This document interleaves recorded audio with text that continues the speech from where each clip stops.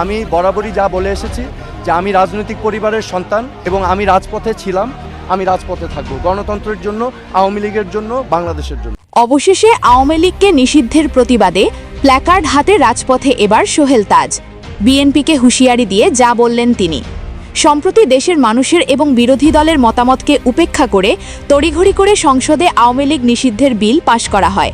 বিএনপির এমন আত্মঘাতী সিদ্ধান্তের কারণে এটি নিয়ে তৈরি হয়েছে নানান সমালোচনা। এটা তো প্রতিহিংসার রাজনীতি চলে দেশে, অন্য কিছু তো দেখিনি। দেশের জনগণ যদি চায় তাহলে অবশ্যই আওয়ামী লীগ আবার ফিরে আসবে দেশে। আওয়ামী লীগের প্রতি এখন 70%-এর বেশি জনগণ এখন আওয়ামী লীগকে তারা আবার দেখতে চায়। আওয়ামী লীগকে নিষিদ্ধ করার যে পায়তারা চলছে এটা ধোপে টিকবে না। যে বিরোধী দল জামায়াত কিনা আওয়ামী লীগ নিষিদ্ধে সোচ্চার ছিল, আজ তারাই আওয়ামী লীগ নিষিদ্ধের বিরুদ্ধে।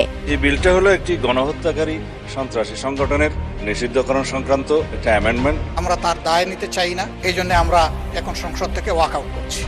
বিএনপির সমস্ত ভুলই ছিল মানুষকে ধোঁকা দেওয়া এবং প্রতারণা করা।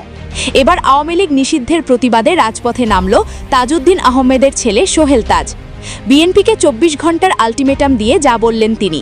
আমি বরাবরই যা বলে এসেছি যে আমি রাজনৈতিক পরিবারের সন্তান এবং আমি রাজপথে ছিলাম, আমি রাজপথে থাকবো গণতন্ত্রের জন্য, আওয়ামী লীগের জন্য। সোহেল তাজ বলেন, বিএনপির সাথে আমাদের কোনো শত্রুতা নেই, সবাই মুক্তিযুদ্ধের পক্ষের লোক। আমি মনে প্রাণে আওয়ামী লীগ, কিন্তু কোনো দলকে নিষিদ্ধ করার এখতিয়ার এই সরকারের নেই। এটা বাংলাদেশের মানুষ ঠিক করবে। এদেশে আওয়ামী লীগের 50% সমর্থন আছে। এদেশে আওয়ামী লীগের রাজনীতি ছাড়া বাংলাদেশ কল্পনা করাও কঠিন। সোহেল তাজ আরও বলেন, যদি আওয়ামী লীগের নিষেধাজ্ঞা তুলে না নেওয়া হয় তাহলে রাজপথে থেকেই আমরা সেটার মোকাবেলা করব।